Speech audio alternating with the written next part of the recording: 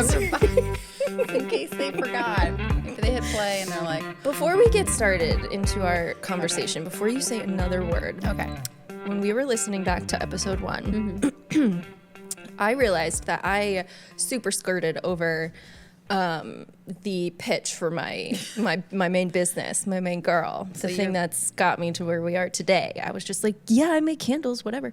So I would like a redo on that. So I'm going to do that right now. All right, okay, ready? Go. Okay, so Soy Much Brighter is a candle company located in Beverly, Massachusetts. That's not my pitch. Actually, well, anyway. Yeah. So I make 100% soy wax candles. They're phthalate free, which means they don't react with people's typical allergies. I get comments all the time about how people do not get headaches from my candles, and that is a huge badge of honor. The thing that sets my candles apart, though, is that you can't find those scents anywhere else because I custom blend that shit. She sure does. I make them from my brain and my hands and my nose, my nose brains. And so that's a very important distinction. Yeah. And that's it. That's my pitch.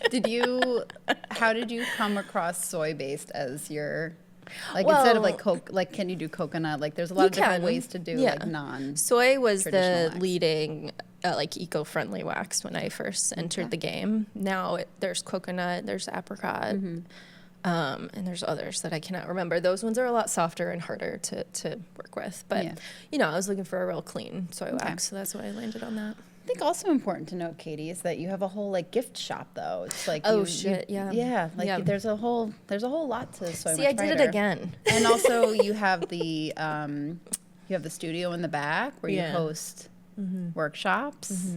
There's so many things under the SMB umbrella. We did talk about the store a little bit, like how I opened it last week. But the main thing with the store is cultivating community.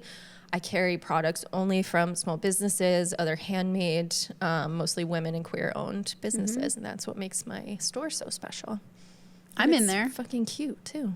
I got some products in there. Anyways, I hope that was good enough. So today we're going to talk about the foundations of running a small business, what it takes to build the small business from the ground up. So we have a couple of building blocks that we want to talk about. And even before that, we're going to talk about something else that Haley is dying to talk about. So you start. So this is, I think I touched on this a little bit in episode 1, but like, so I'm an astrology girly, and I would love to, like, when we have guests on, ask them, how do you think that your sun sign or star sign shows up for you as a small business owner? And I'm very curious to see how many people care enough about astrology to have like a real take on that for themselves, but also to see like how people answer that given their signs. So we're going to do that today. We're going to talk about how our own signs show up for us and how we run our small business. Do you want me to go first? Sure. Or do you? Okay. So hi, I'm Haley, and I'm a Capricorn, and that's really important for you to know about me. I have Capricorn Anonymous over here. I have several Capricorn placements, as does Katie. I think between the two of us, we have something like 8 or 9 Capricorn placements, which is how we're here today, truly. Mine are mostly in my personal planets, which means that they are in the planets that are closest to the sun, so Mercury and Venus, and also my sun sign. And what that ends up meaning for me is that I'm intrinsically very much a motivated person because those placements impact my personality and my identity. So things that matter to me are things that are in alignment with my value system, as opposed to how concerned I am with how I am perceived by others, or things like status and like larger interpersonal relationships. I care much more about how I feel about myself than how others feel about me. And I also have a high sense of self and a belief or audaciousness or audacity about my own skills that feels very Capricorn coded to me. With Capricorn playing so heavily in that aspect of myself, it shows up in ways where I really cherish things like autonomy, how I use my personal time, my dedication to the things that I find important. And I think it probably admittedly shows up as a little bit of stubbornness, little bit of self-righteousness. I'm very aware of that. I try to keep it in check, but I know that it's there. I am super disciplined. I'm very task-oriented. Capricorn is ruled by Saturn, which is the planet of boundaries. And I definitely feel like that shows up for me. I like to have a sense of purpose. So these are all things that I think make me a good business owner because I'm so highly motivated. It doesn't take, I don't like really have to like drum up a lot of energy from other places to like get excited about either running my business or showing up for my business. Like I'm very excited about it. It gives me a lot of like inner purpose. And I think that makes me a good sort of like autonomous person, but like probably a very annoying employee because I do have a sense that like my way is probably better than someone else's. And I really hate being given confines on my time or being beholden to someone. So even though I love to work, like it's like I want to work for myself and in a way that aligns with myself. That only you are in charge of. Correct. Like if I was ever put like on a group project in school, like let's say you have like 4 to a group project, I'd just be like, guys, listen, take a break. Go home. I'm going to do this all by myself. I have no interest in you idiots bringing me down, and you're going to do it wrong, and I'm just going to do it myself. You know, that was me too, but I'm a Taurus sun. I do have that Capricorn moon, so. Yeah. Capricorns are famously lovers of working. Famously. It's annoying. It's fitting. Love to work. Yeah.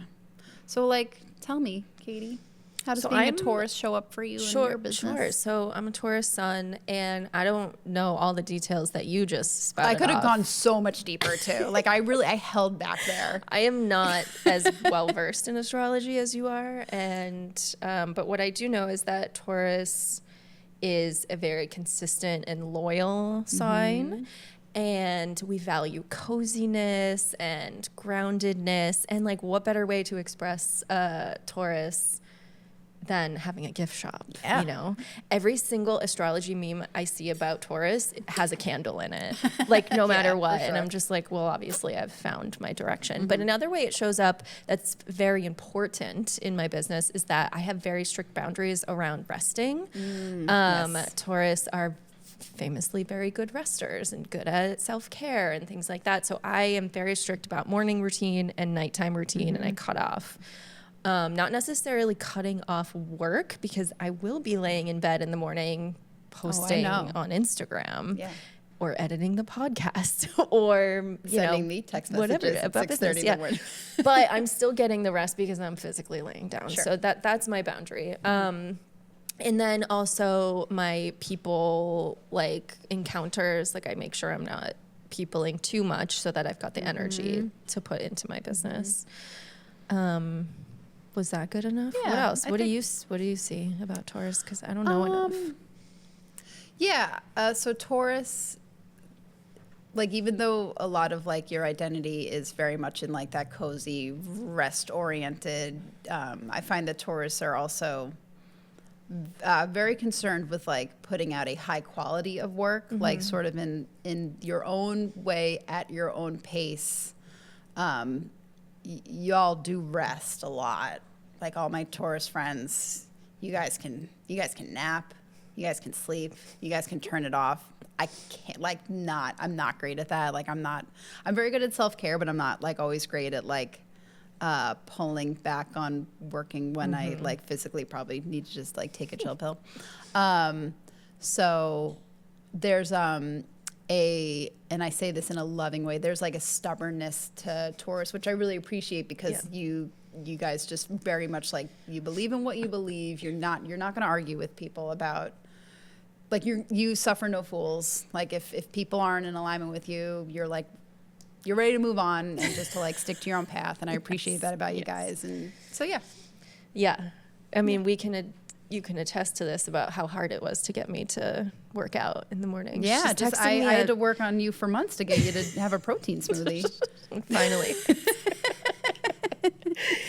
But friends, there's a protein smoothie here on the desk today. So it's my only work when it has been proven to me by my own like doing For that sure, then I'm yeah. like, oh, she was right, but I discovered that it was right. Yeah. No, it was still, yeah. It was your choice, and you came up with it on your own. So. Anyways, how do you think that my main so I was wondering, why does she want to talk about this? What do you think that this can be used as a tool for people in their businesses, like knowing Possibly. your astrology and like how you can harness different aspects? Yeah, I mean, I think that like having an understanding of your like birth chart is like really powerful in general for like many different aspects of your life. It's a way to either like qualify things or to like help make sense of things.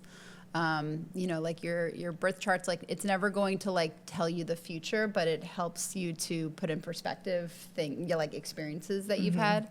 So for me, I know like understanding my chart and understanding my signs throughout the chart have always been of great comfort and have helped to explain me to me. And I think that as a small business owner, especially if you're like a solopreneur,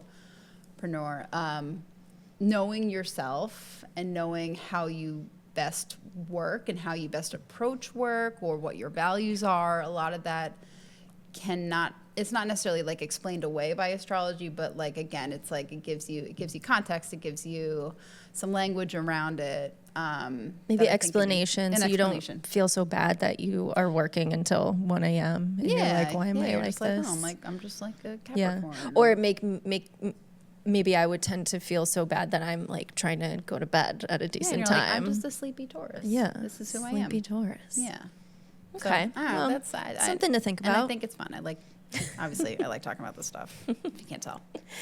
All right, shall we get into the building blocks? Let's do it. Building All right, blocks. so we've got a couple of bullet points to talk about that will create the foundation of starting a business. There's, of course, going to be more than this, but these were the main ones that we found to be important. So we're going to dive right into that. So first and foremost, one must have a good idea and a good product before starting a business. Correct. You cannot have a business without a thing to sell. Yes. Does that make sense? That's the truth. Okay.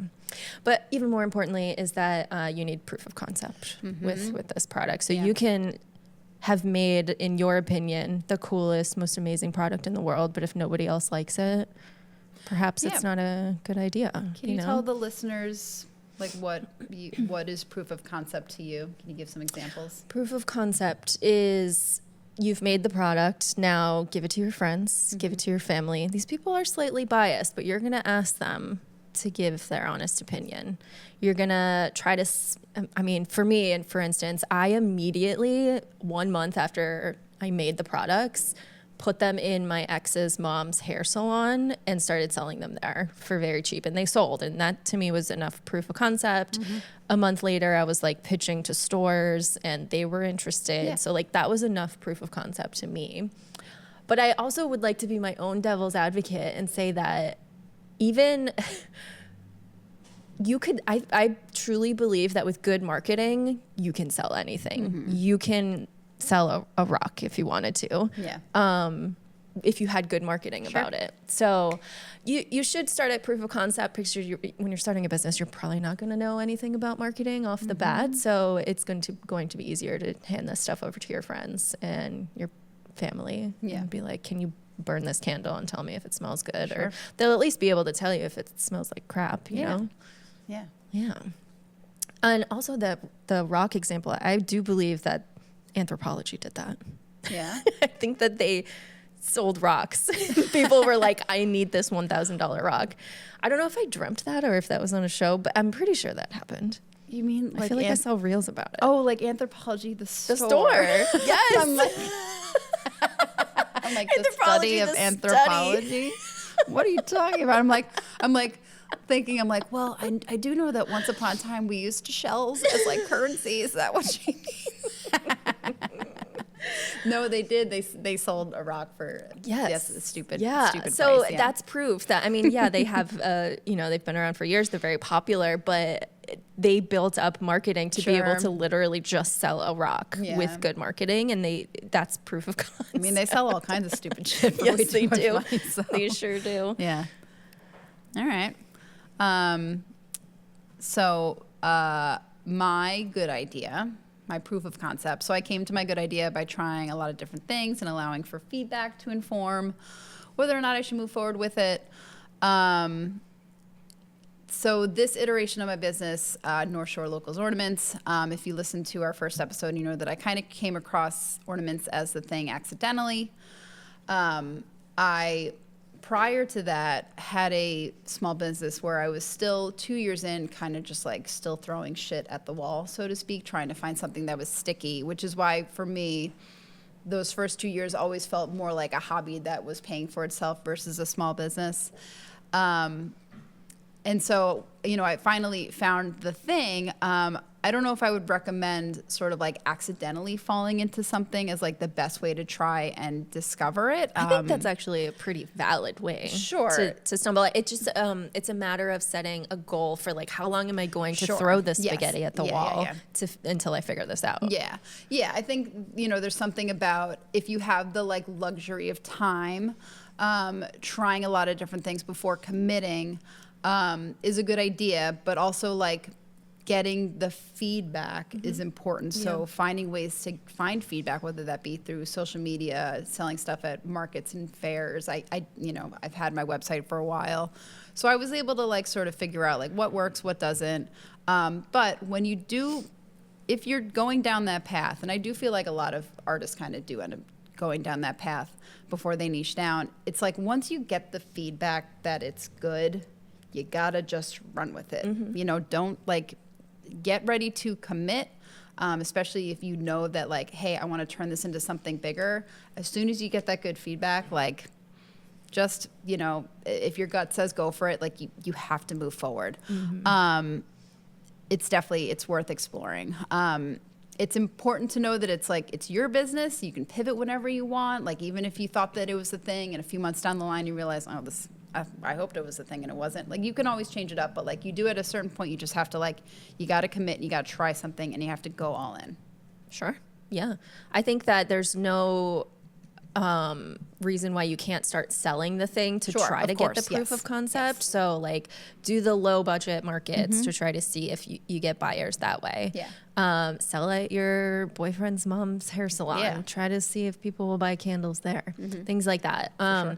I also I'm pretty sure I released the candles on Etsy like weeks after making them, and that's where my friends bought them. So I didn't even give it to them for free. Like nice. they bought Okay. them. Yeah. I will say I was selling them for an extremely almost free price. Yeah. Sure. And I think everyone makes that mistake Yes, at first yeah. because you don't know how to Yeah, account right. for your time. Yeah. Yeah, so sure, you find your product and however, you know, decide however long it's going to take. If you're Haley's case and you're like, oh, I'm making a bunch of stuff and I can't figure it out, what I really want to sit on. Decide, am I going to let this go on for 10 years? Am I Yeah. going to let this go on for 2 years? Yeah. And then make that the cutoff and then start over, do something else Yes. would be my advice. For sure. But yeah, run right at it if you Yeah. found that proof of concept, you know. Go for it. Yeah. Next is consistency. This Yes. is such a fucking big one. We you love cannot consistency. be flailing about in business. I mean, there's No, going to no, be no. flailing, but as long as you're You have adding to- consistency. You have to take it so seriously. Yeah, you do. Even if it feels silly. Y'all, this is so You serious. gotta take it so fucking seriously. Anyways, what we mean by that is showing up every day, Yeah. even when it feels like there's nothing to do. So Yes. work on something, whether, you know, when you're starting out and you're like, oh my God, what do I even do today? You're going to look into how to run a small business. Yeah, That's what right. you're going to do Yeah. today. You're going to try to figure out how to perfect your product. You're going to talk to a business friend about the next step, about, you know, find a market to join, things like that. I promise you, there's never nothing to do in small business. Like that's Right. not a real thing. Yeah.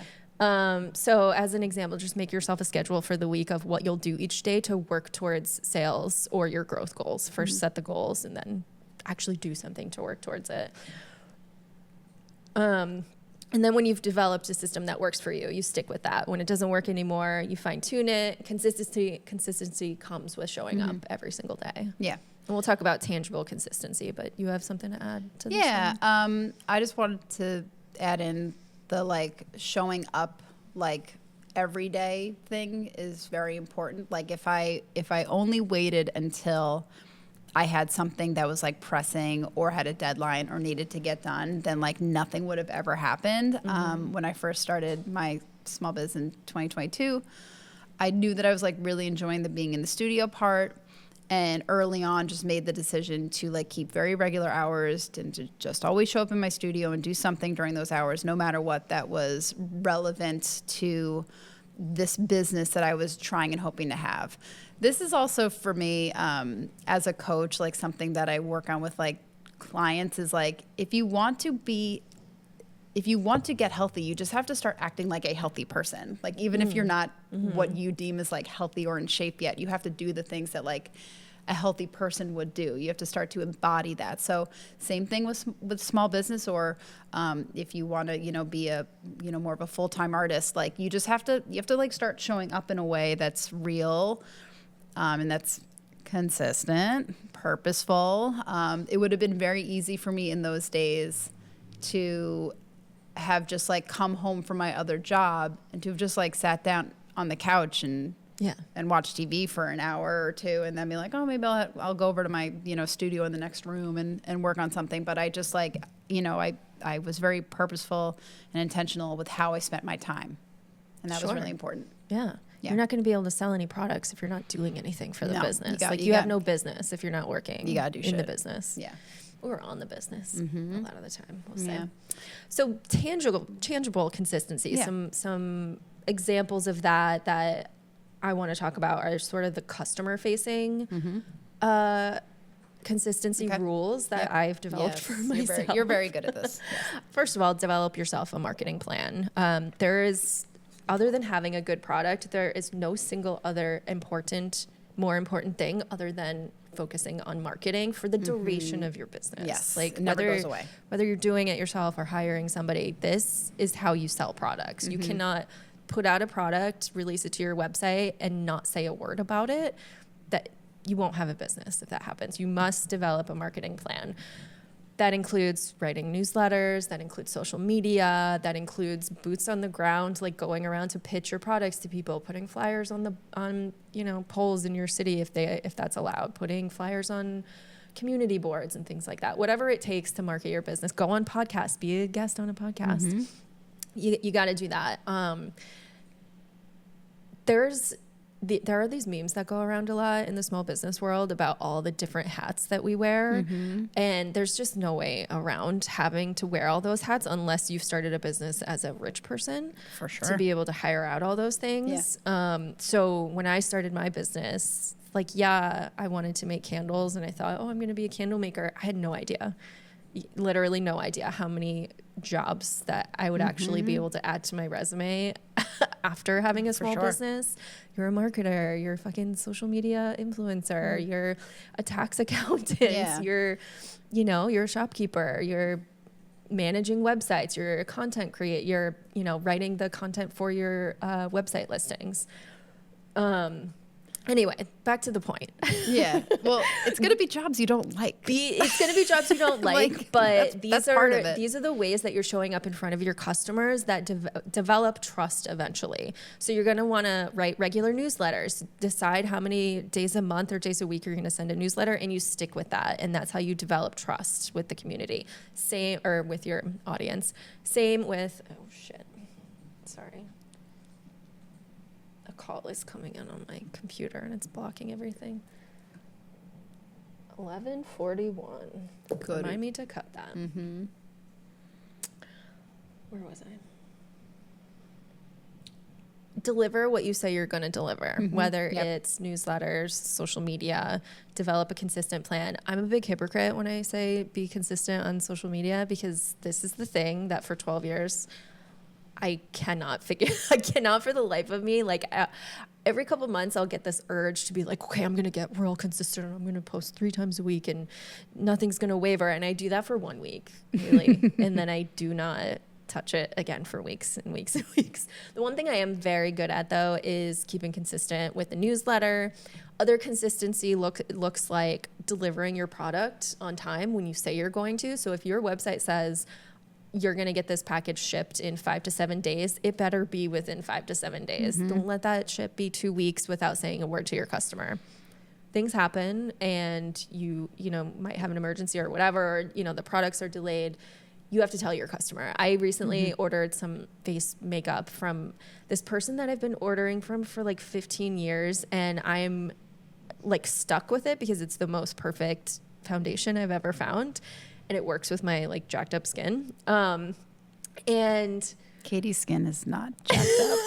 I have to interject. I've got her skin is like beautiful. acne She scarring needs to be and nicer to herself. it bugs me. Anyway, it's the best makeup that it works for my color and my skin type. And so I would die if this went away. So in the last year, whenever I've ordered, it has taken months for it to deliver. And it's never been like that for the whole 15 years. It's another small business owner. And I actually discovered her in Massachusetts, and then she moved to Florida. But I remember last year when this happened, I emailed for weeks. And I was just like, what's going on? I'm so sad. I need this, you know. No response whatsoever. And if I wasn't so glued to this product, I, of course, would have dropped them immediately. Yeah. It happened again. And then she wrote back and was like, she finally did write back this time. And she was like, well, I'm a small business and vacation. And I never wrote back to this email. But my thought was, I'm going to talk about this on the pod because you got to tell your people, if you've changed your processing time, you have to, especially if somebody's given you their money. Not delivering a product on time leads to broken trust with the customer. Yeah, for sure. They've already given you your money, and this is a surefire way for them to never come back. This is kind of a bad example because I'm going to come back to this person, but any other product on earth, I would not be ordering from them again. Yeah. The point is, be consistent. Like, I really would not have found this to be a problem if she had just emailed me and was like, this will be actually delivered in 2 weeks or a month instead of 2 weeks or whatever. Being consistent leads to building trust. That's the whole point here. Yes. And then there's branding. Being consistent with your actual branding is another very important one because this helps you to be able to take the guesswork out of design when you sit down to make a social media post, whether it's like a graphic or an info, whatever you're doing on socials or your newsletter. You start with your logo, you've got your colors, you've got your fonts, so you don't really have to think about that when you sit down to do it. Then you can just focus on the content. This also allows for discoverability. So people who are following you, or maybe not even following you and your stuff just keeps popping up in their feed, they'll be able to tell that it's you over and over again because you've used the same palettes, the same fonts, the same style. And when you don't do that, people kind of get confused. Like, what am I following here? If if they've signed up for your newsletter and you have different colors every week or a different style, they're just going to be like, what is happening here?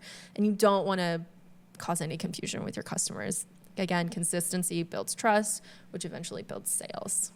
People want to know what they can expect from you, right? I know that I've been working on my consistency of how things look.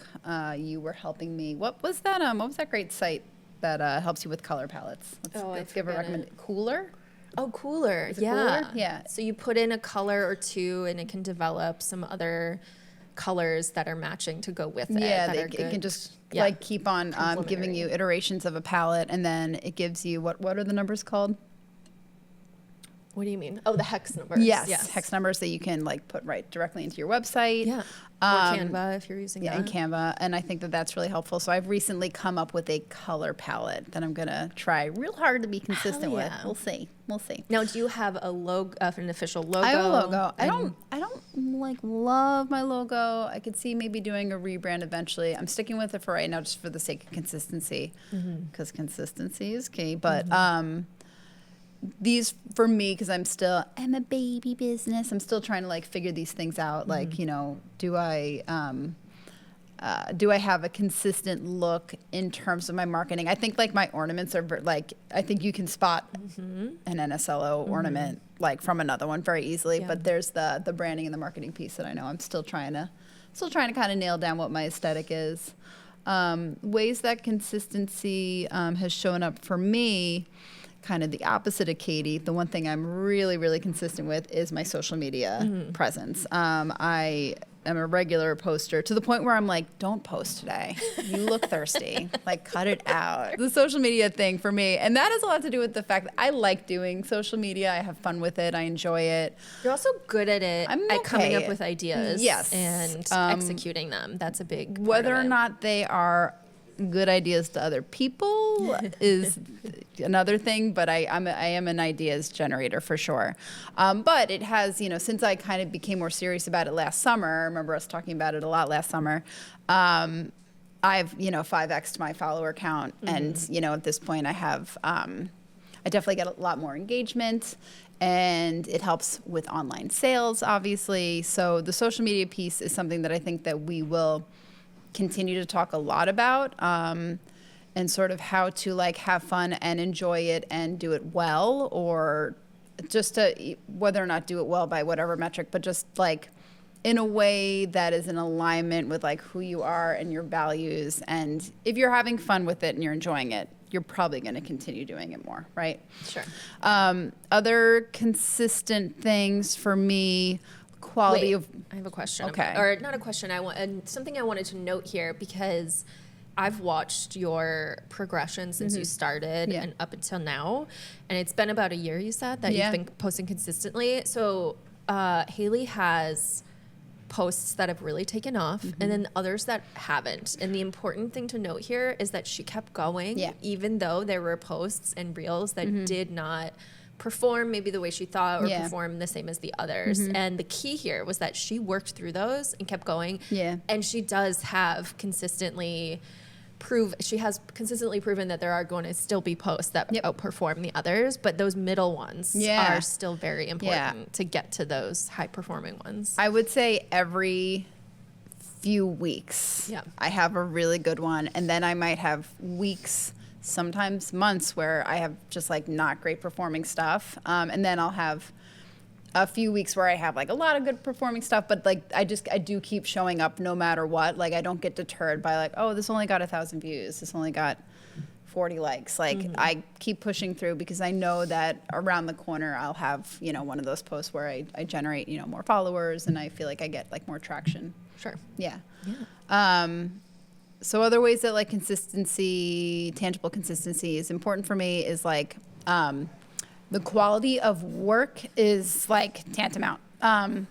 If there is so much as like the smallest imperfection, the ornament does not go out. It does not go up on display.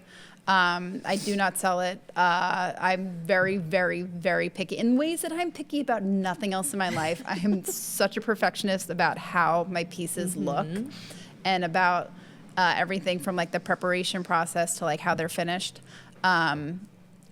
I think that the quality speaks for itself. So, and I know you are the same. Same exact way, yes. If you're going to define yourself as the person that does this thing and you do it well, like you got to do it well. You can't, you can't mess around on that. The quality has to be, to standard every single time. You wouldn't send out a candle with Jose. I can't even think of like what a candle imperfection missing fragrance or something, Sure. or a scratched up label. Absolutely not. Very particular about this. I do have people making the candles for me now, and that, I'm a real laid back business owner / manager, boss, whatever you want to call it. But when it comes to the actual product, consistency is what I constantly drive home with them, because this is why, 12 years in, I've got repeat customers from day one, because they know they're going to be getting the same exact product. They have no guesswork here. It's going to perform the same. It's going to look the same.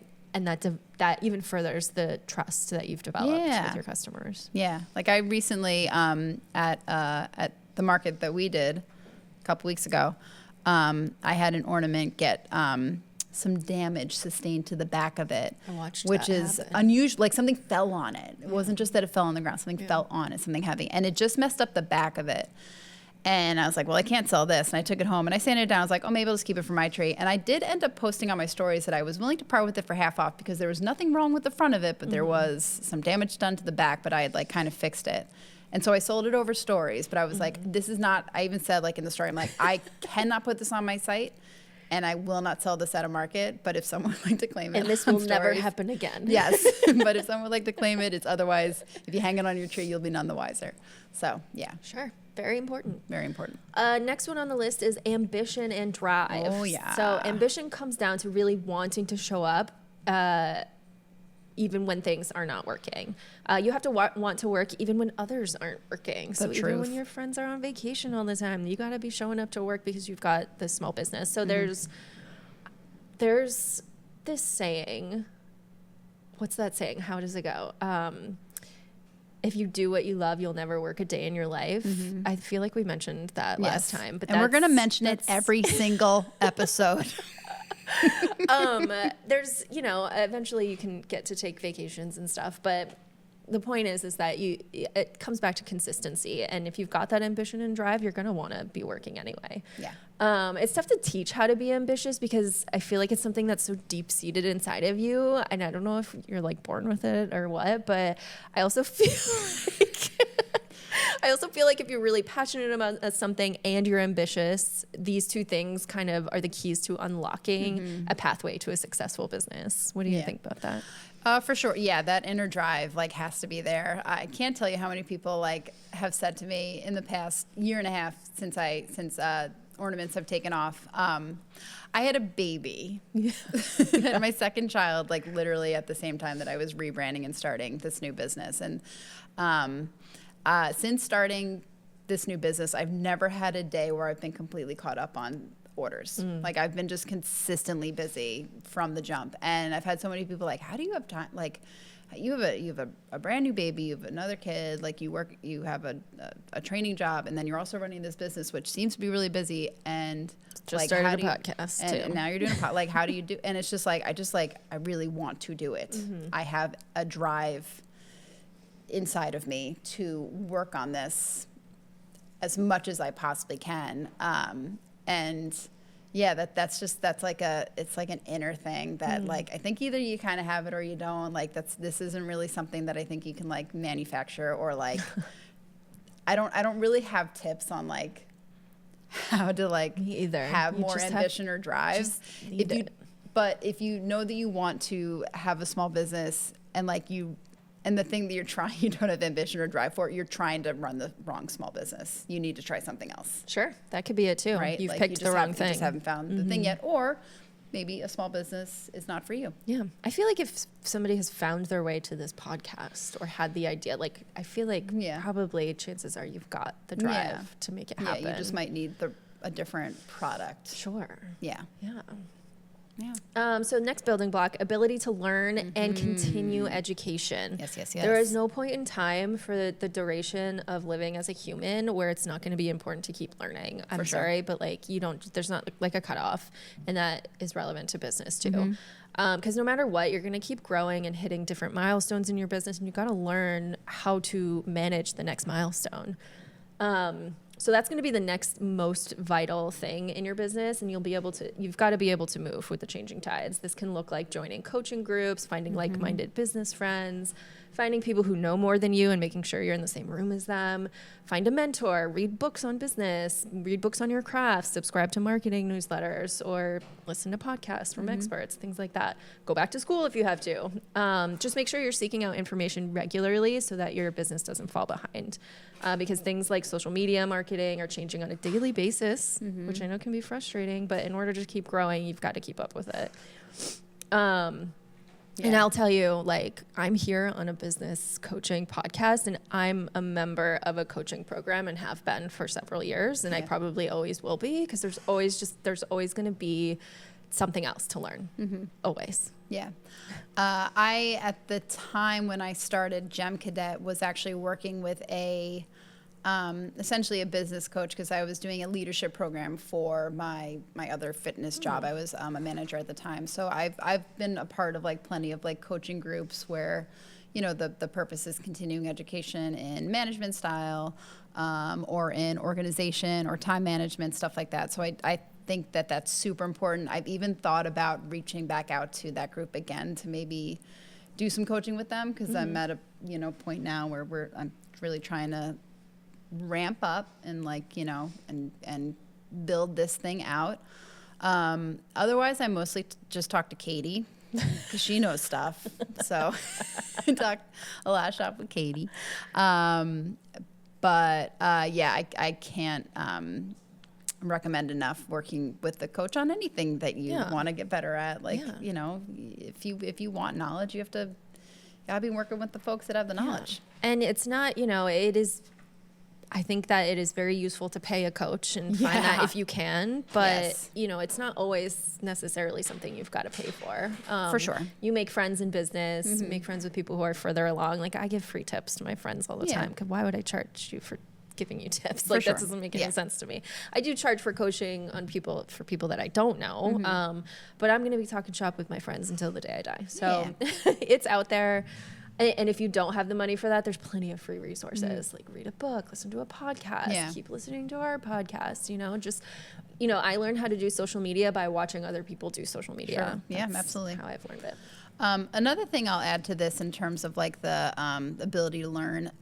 So when I decided to purchase my big fancy laser, that for me was a moment where I really had to like dig in and learn something new. And the impetus for deciding to invest in the laser was, and I remember having like lots of conversations with Adam, my husband, about this, was that like I felt like with the skills that I had at the time, I didn't have much room to grow. I didn't really know how to take the skills that I had to make it any bigger, do anything differently. And I felt very strongly that I needed to learn a new skill set in order to expand and grow this studio practice of mine. So again, that was a bit self-taught. I mean, I've definitely have referred to like lots of like YouTube, and you can learn a lot from YouTube, but putting yourself in a position of having to try and learn a new skill, however you decide to acquire it, whether you're doing classes or you're just picking up a new material and trying it out and going the route of YouTube. That kind of stuff is so important and can really be the difference between kind of staying stuck and like pushing forward. Totally. Yeah. Next one on our list is actually bravery and courage, but the one after that is delusion and insanity. And I propose that these two are packaged together. Yes, I they are propose one and that the they same. are synonyms of each other. Indeed. Indeed. People in small business love to joke that like we've got to be insane to run a small business, but I really think that's just bravery. We are just brave people, like sure.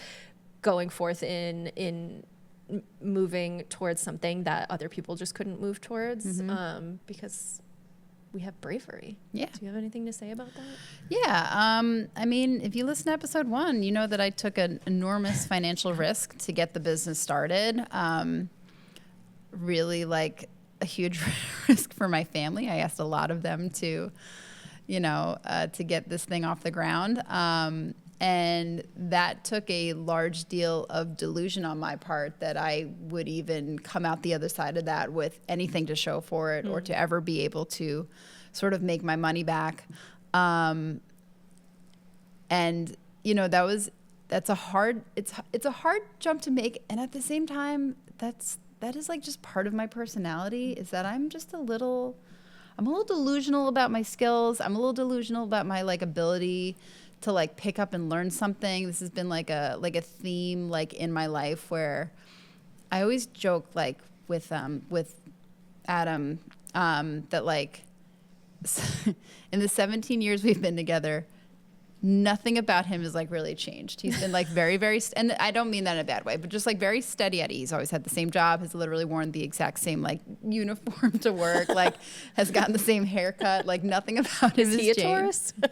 He's a Pisces. A very Taurus And thing to do. and I have like tried on like 8 different personalities. I've tried lots of different jobs. And he's loved every and he's loved it, every one and of he's them. loved and supported That's so every minute of cute. them. And so it definitely, I think if you're like just a bit of a risk taker and you're like not afraid to like maybe fall flat, like that's a major personality trait necessary. There is no small business without risk. And I think that if you're feeling scared, I think that means that you're in the right place, actually. For sure.